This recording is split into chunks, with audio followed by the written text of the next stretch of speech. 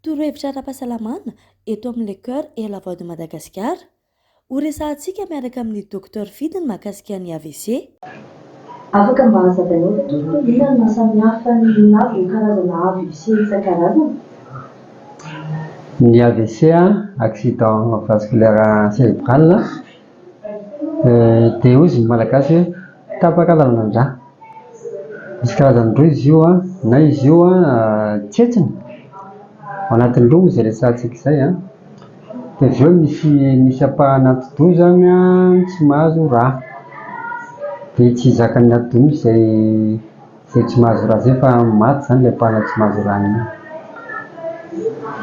Dia misy indray vaky lalan-drà, dia avy eo mipitritraka mivoaka anaty antidoha zany ny rà dia mibosesika eo dia voatery io antidoha io. Dia rehefa voatery ilay antidoha zany dia efa nama-tsinasa koa izy zany satria tery. Dia izay ny karazany izay, fa arakaraky ny amafin'ilay fahatsetsehana hoe tsetsina iray manontolo ve izy sy ny halehiben'ilay lalan-drà vaky hoe kely ve no vaky dia manetsy kelikely sa tonga dia misasaka be izy arakarak'izay ilay fomba fisehony ety ivelany. Rehefa tena miseho ety ivelany izay anankiroa izay dia ohatriny ahoana raha ilay ka voalohany zany raha ataontsika hoe tsetsina izy io dia lasa ohatriny ahoana zany efan'ilay olona anankiray? Tsy dia mpakaiza fa mitovitovy aminy zany ilay fomba fisehony izy satria na io tsy mahazo rà zany io antidoha dia maty ny apahany tsy mahazo rà iny. Raha vaky koa dia misasaka be dia tery dia na manitery koa izy dia tsy miasa. Fisehon'ilay izy zany arakaraky ny amafiny izay ilay sy nabetsahany tsetsina sy lalan-drà vaky izay dia raha kelikely dia manomboka amina hoe vilana kely fotsiny ny maso io, vandravandra ilay maso, na mivilana io tarehy io zany, na mivilana ny lela dia misondrovaka rehefa mitelina, raha kelikely izay, indray ary izay mety afaka ho azy. Na rehefa somary mafimafy izy dia malemy ny tanana, malemy ny tongotra dia mijanona, raha izay ny hamafin'ilay izy dia mijanona malemy ny tanana sy tongotra.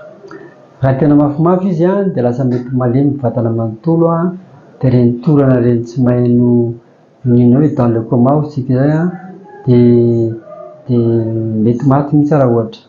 Dia arakarak'izay ilay hamafiny izay zany ny fisehon'ilay izy, indraindray mety hoe malemy fotsiny izy dia malemy mandavantaona izy ohatra satria tsy miverina intsony zany ilay apahan'ny antidoha mibaiko. Mahatonga ilay malemy aloha dia ilay fibaikoana aty amin'ny loha mihitsy zany mahatonga ilay malemy aty ambany aty, izay no mahatonga an'izay. Dia inona tena mahatonga an'izay hoe tapaka lalan-drà izay amin'ny ankapobeny? Misy zany zavatra vitsivitsy mety mampanakaiky na antony mahatonga ilay izy. Ny ao anatin'izany zany fiakaran'ny tosi-drà, izay voalohany indrindra.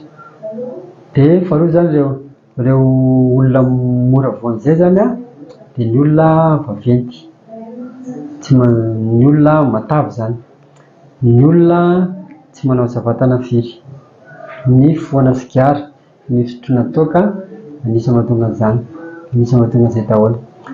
Dikan'izany ny fiarovana mba tsy ho tratran'ny izay zany dia ny fananana fiainana ara-pahasalamana.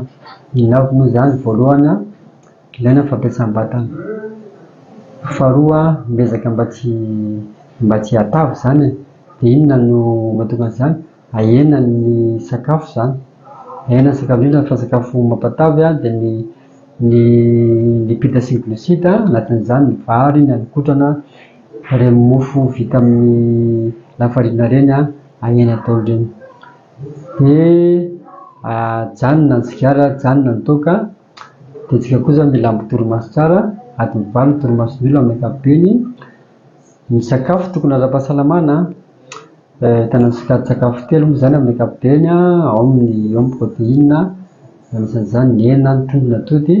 Dia faharoa tsika ilay tokony hoe ahena zany dia ny lipida sy ny glucide satria mampatavy raha ohatra ka tsy miasa vatana tsika. Dia anatin'izany ny vary, ny haninkotrana, ireny mofo vita amin'ny farinina ireny. Dia ny fahatelo any sakafo ara-pahasalamana ny teneniko teo ny sakafo fahatelo dia ireo mitondra ny otrikana vitamine isan-karazany raha olive aliment dia tsy inona izany fa ny voankazo karazany maromaro isan'andro ny anamaitso na ny legioma ireo sakafo fanaman-tareny na vedite hotsika karazany maromaro isan'andro. Amaranantsika azy iny tena torohevitra omenao raha tena efa vondra ilay olona izany dia tokony mitsabo fahasalamana mataiza ina tena efika satria maro ireo olona sahiran-tsaina hoe inona ny atao hitsaboana an'ilay satria misy tena sitrana. Ho an'ny olona tena efa voany dia mazava ho azy izany fa misy ny toromarika amin'ny dokotera, misy ny fanafody omeny, misy fomba fiaina izay natorony araka ilay tenentsika teo ihany dia arahana tsara atsaka-tsy andavana izany ilay zavatra ireny. Dia afatra koa izany ho an'ny fianakaviana na ankohonana izay hipetrahan'ireny olona ireny mila fitiavana ireny havantsika ireny, mila fikarakarana, mila fanohanana satria olona salama zao raha mifanohana mainka fa olona tsy salama dia zava-dehibe koa izany fanohanana ara-tsaina, fanehoana fitiavana ilay olona ireny mba tsy hampalahelo azy koa dia vao mainka koa lasa miakatra koa ilay tosi-drako ka tiana alahelo sy ny sisa.